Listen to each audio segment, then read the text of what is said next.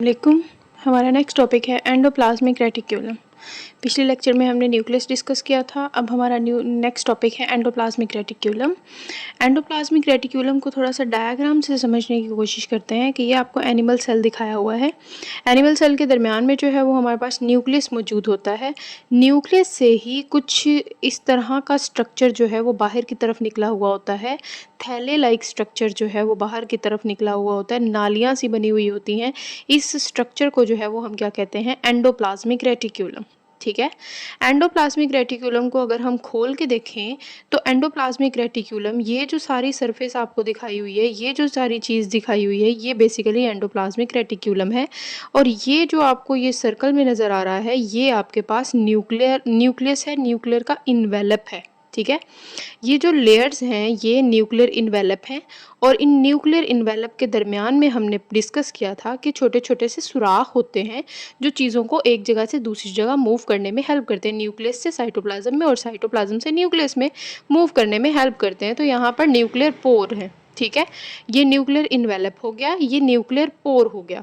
In nuclear pore से कुछ यहाँ से फॉर एग्जाम्पल यहाँ पे मैंने सिर्फ एक ही पोर से बनाया है, लेकिन ये हर पोर से जो है वो इस तरह का कुछ स्ट्रक्चर निकल रहा होता है। इस तरह के थैले लाइक स्ट्रक्चर जो है वो निकल रहा होता है। ठीक है। ये थैले सा स्ट्रक्चर जो है वो यहाँ से निकल रहा होता है और ये आखिर में जो है वो इस तरह नालियों की शक्ल इख्तियार कर लेता है। तो ये जो बेसिकली स्ट्रक्चर है पूरा, इसे हम एंडोप्लाज्मिक रेटिक्यूलम कहते हैं। ठीक है। It is network of flattened sacs. Sacs basically कहते हैं किसी थैले को। फॉर एग्जाम्पल कोई थैला है, अगर इस थैले को मैं इसको ऊपर से देखूँ तो ये मुझे थैला ऐसे नज़र आएगा, और अगर मैं इस थैले को पकड़ के ऐसे कर दूँ तो इसकी शक्ल कुछ ऐसे हो जाएगी। ठीक है। मैंने बीच में से पकड़ के इसको ऐसे करके ऐसे अगर मैं दबा दूं तो इसकी शक्ल जो है वो कुछ फ्लैट सी हो जाएगी। तो it is a network of flattened sacs. ये जो है वो फ्लैट किए हुए, दबाए हुए थैली नुमा से स्ट्रक्चर्स हैं एंड ब्रांचिंग ट्यूब्यूल्स, और आखिर में जाके नालियों का सा स्ट्रक्चर बना देता है। बहुत सारी ब्रांचेस बन जाती हैं, बहुत सारी नालियाँ आपस में जो है वो ब्रांचेस बना लेती हैं। तो एंडोप्लाज्मिक रेटिकुलम क्या है? It is a network of flattened sacs, flattened sacs का और ब्रांचिंग ट्यूब्यूल्स का एक पूरा नेटवर्क है। ठीक है। पूरा एक नेटवर्क सा चलता हुआ आता है। लोकेशन क्या है? In animal and plant cells, animal और प्लांट सेल्स में ये पाया जाता है endoplasmic reticulum. It extends through out the cytoplasm. ये जो है वो फॉर एग्जाम्पल सेल है, सेल के न्यूक्लियस से जो है वो एंडोप्लाज्मिक रेटिक्यूलम निकलता है और तकरीबन पूरे साइटोप्लाज्म के अंदर ही फैला हुआ होता है। ठीक है। एंडोप्लाज्मिक रेटिक्यूलम यूकैरियोट्स की सेल के अंदर होता है, क्योंकि यूकैरियोट की सेल के अंदर ही न्यूक्लियस होता है। हमने पढ़ा था हमारे पास दो किस्म के सेल्स होते हैं, एक होते हैं प्रोकैरियोट्स और एक होते हैं यूकैरियोट्स।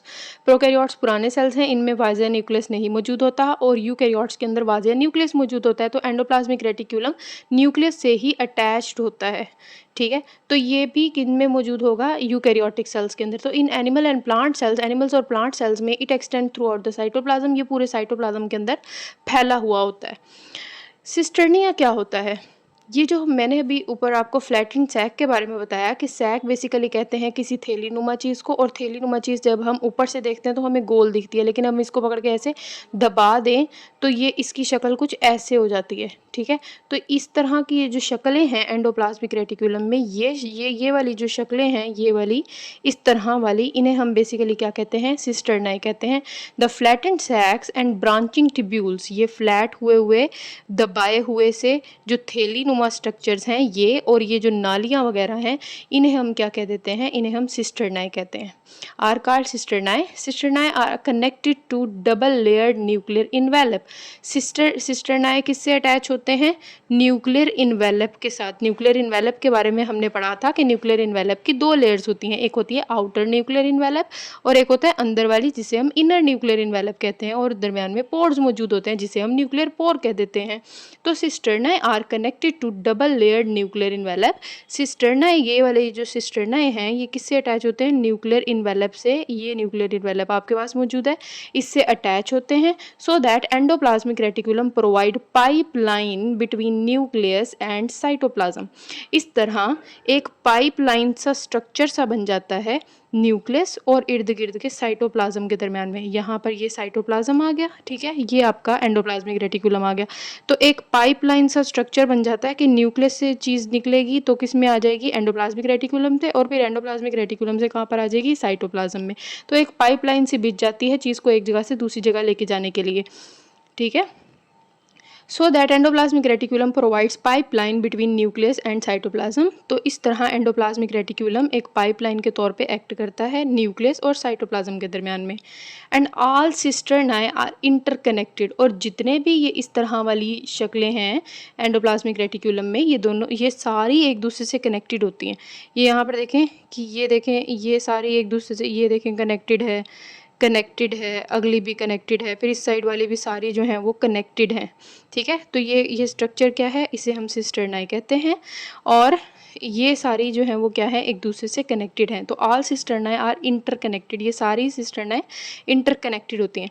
जब ये आपस में कनेक्टेड होती हैं, सारी एक ही स्पेस में जो है ना वो बना देती हैं, एक ही जगह पे जो है वो खुलती हैं। ये इनके अंदर एक ही जैसी स्पेस होती है, मतलब दरमियान में कोई पार्टीशन नहीं होती, इधर उधर जो है वो ऐसे घुमा फिरा जा सकता है, ऐसे समझ लें, ठीक है। तो कोई रास्ता वगैरह बंद नहीं होता।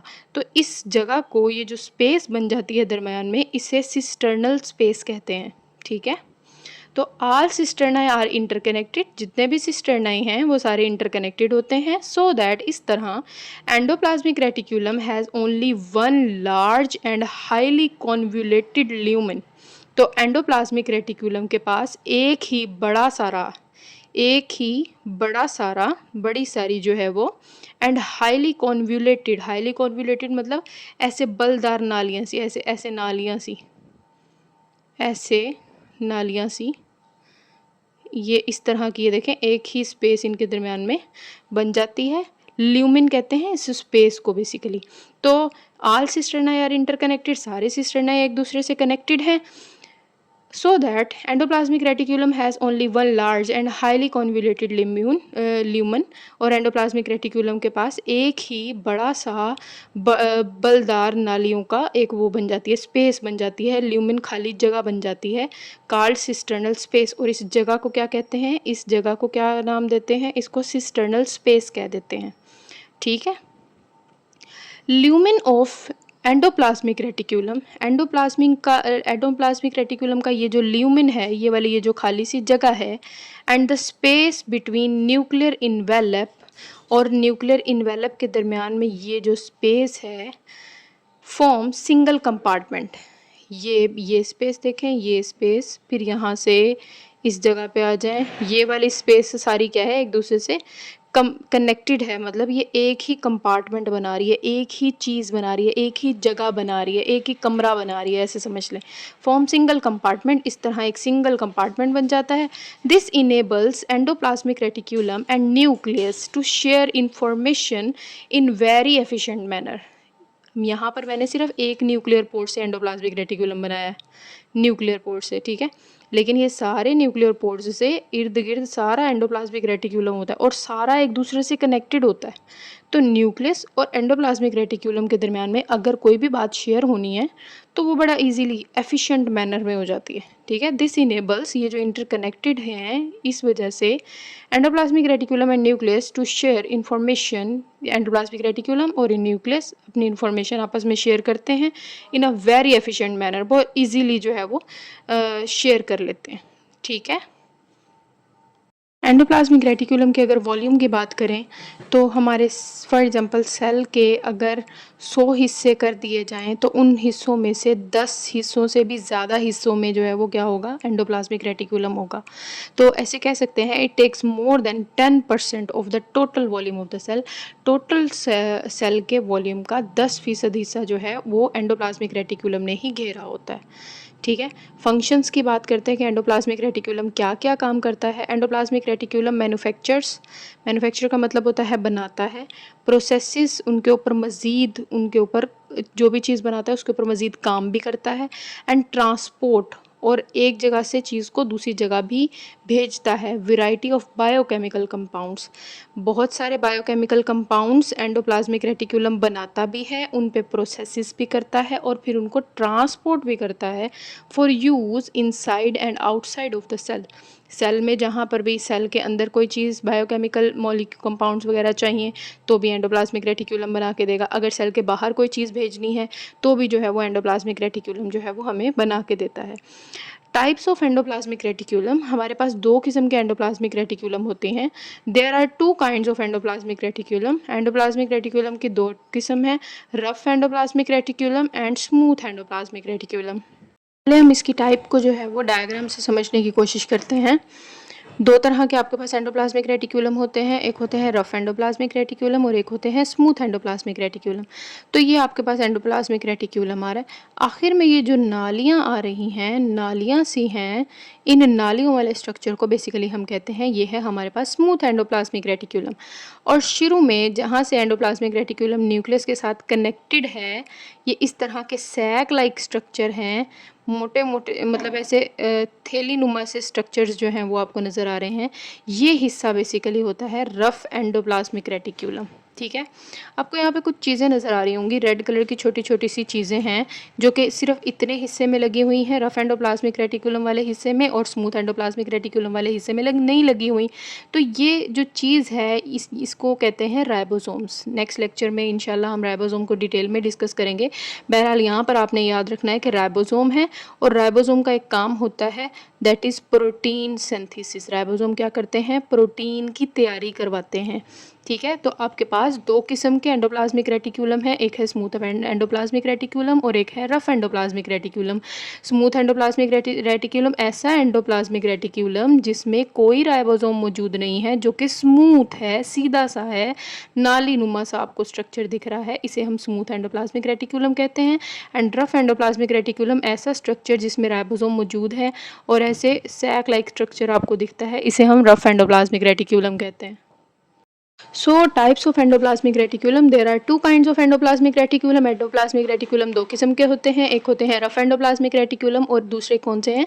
Smooth endoplasmic reticulum. ठीक है, न्यूक्लियस के साथ ही अभी हमने देखा कि न्यूक्लियस के साथ ही इस तरह जो सैक लाइक स्ट्रक्चर वाला एरिया है, इसमें जो है वो बहुत सारे राइबोसोम्स लगे हुए होते हैं, इसमें जो है वो बहुत सारे राइबोसोम लगे हुए होते हैं और इस एरिया का क्या नाम है? Rough endoplasmic reticulum. ठीक है, तो the surface of rough endoplasmic reticulum की जो सरफेस होती है इस कवर्ड विद राइबोसोम्स, इसके ऊपर बहुत सारे राइबोसोम्स वगैरह लगे हुए होते हैं। And it gives bumpy appearance when viewed through the microscope. और जब हम माइक्रोस्कोप से एंडोप्लाज्मिक रेटिकुलम को देखने लगते हैं तो रफ एंडोप्लाज्मिक रेटिकुलम ऐसे आपको उभरा उभरा सा, मोटा मोटा सा नज़र आता है। ठीक है, रफ एंडोप्लाज्मिक रेटिकुलम में राइबोसोम्स मौजूद हैं, लेकिन स्मूथ एंडोप्लाज्मिक रेटिकुलम में राइबोसोम्स मौजूद नहीं होते। ठीक है, स्मूथ एंडोप्लाज्मिक रेटिकुलम ऐसे ट्यूब्यूल्स की शक्ल का होता है। रफ एंडोप्लाज्मिक रेटिकुलम आपको माइक्रोस्कोप से देखने पर बम्पी अपीयरेंस देता है, मोटी सी अपीयरेंस देता है, उभरा हुआ सा नज़र आता है। लेकिन स्मूथ एंडोप्लाज्मिक रेटिकुलम जो है वो आपको इवन नज़र आता है, सीधा सा नज़र आता है, इतनी बम्पी अपीयरेंस नहीं देता। ठीक है, रफ एंडोप्लाज्मिक रेटिकुलम के फंक्शंस की बात कर लेते हैं। रफ एंडोप्लाज्मिक रेटिकुलम में क्या चीज़ लगी हुई होती है? राइबोसोम्स लगे हुए होते हैं। और राइबोसोम्स के बारे में आपने एक बात याद रखनी है कि जहाँ पर राइबोसोम की बात आ जाए इसका मतलब ये है कि वहाँ पर क्या बनेगी? वहाँ पर प्रोटीन्स बनेगी। तो रफ एंडोप्लाज्मिक रेटिकुलम के पास राइबोसोम्स होते हैं, तो इनका क्या काम होगा? ये क्या बनाएंगे? प्रोटीन्स बनाएंगे। Rough endoplasmic reticulum involve in production and processing of proteins को बनाना और प्रोटीन को मज़ीद फर्दर उसके अंदर और चीज़ें ऐड वगैरह कर देना रफ एंडोप्लाज्मिक रेटिकुलम का काम होता है। ठीक है, तो रफ एंडोप्लाज्मिक रेटिकुलम क्या कर रहा है? प्रोटीन्स को बनाता है। ठीक है, और फिर इन प्रोटीन्स को सेल के अंदर या सेल के जहाँ पर भी उसकी ज़रूरत होती है उसको भेज देता है। और अगर प्रोटीन्स में फर्दर भी कुछ ऐड करना है तो प्रोटीन के साथ कुछ और चीज़ें भी ऐड कर देता है, कुछ और केमिकल्स भी ऐड कर देता है, जैसे कि फॉर एग्जांपल कुछ शुगर्स ऐड करनी पड़ जाती हैं, ठीक है, तो वो उस चीज़ को भी ऐड कर देता है। और फिर ऐड करने के बाद रफ एंडोप्लाज्मिक रेटिकुलम, ये जो आप चीज़ बनाई है, इसको जो है वो या तो सेल के अंदर ही कहीं पे जहाँ पर इसकी ज़रूरत होती है वहाँ भेज देता है, या फिर एक और सेल के अंदर चीज़ होती है जिसे हम कहते हैं गोल्जी अपरेटस, ठीक है। गोल्जी अपरेटस भी हम डिटेल में डिस्कस करेंगे। बेसिकली आप ऐसे याद रख सकते हैं कि सेल के अंदर एक और बंदा बैठा हुआ है जिसका नाम है गोल्जी अपरेटस। तो रफ एंडोप्लाज्मिक रेटिकुलम ये मॉलिक्यूल्स वगैरह बना के या तो सेल के अंदर ही भेज देगा या फिर गोल्जी अपरेटस के पास भेज देगा कि अब इसकी जो फर्दर मॉडिफिकेशन अगर इसमें और करनी है तो वो कर लो, और फिर इसको जो जहाँ पर भी ट्रांसपोर्ट करना है वहाँ कर दें, ठीक है।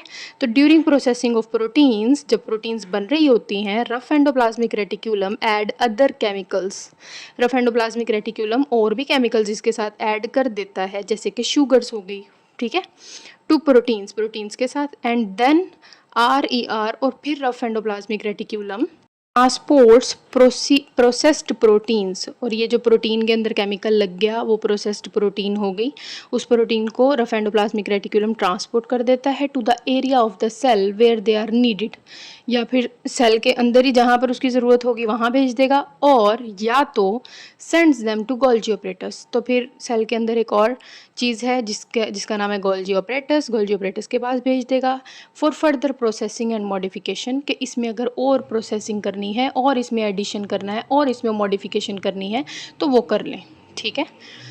फिर उसके बाद हमारे पास है स्मूथ एंडोप्लाज्मिक रेटिकुलम। हमने कहा था रफ एंडोप्लाज्मिक रेटिकुलम वो होता है जिसके अंदर राइबोसोम्स लगे हुए होते हैं, तो स्मूथ एंडोप्लाज्मिक रेटिकुलम के अंदर राइबोसोम्स नहीं होते। पहला पॉइंट ही यही है, the surface of smooth endoplasmic reticulum lakhs ribosomes, lakhs मतलब नहीं होते राइबोसोम्स, ठीक है।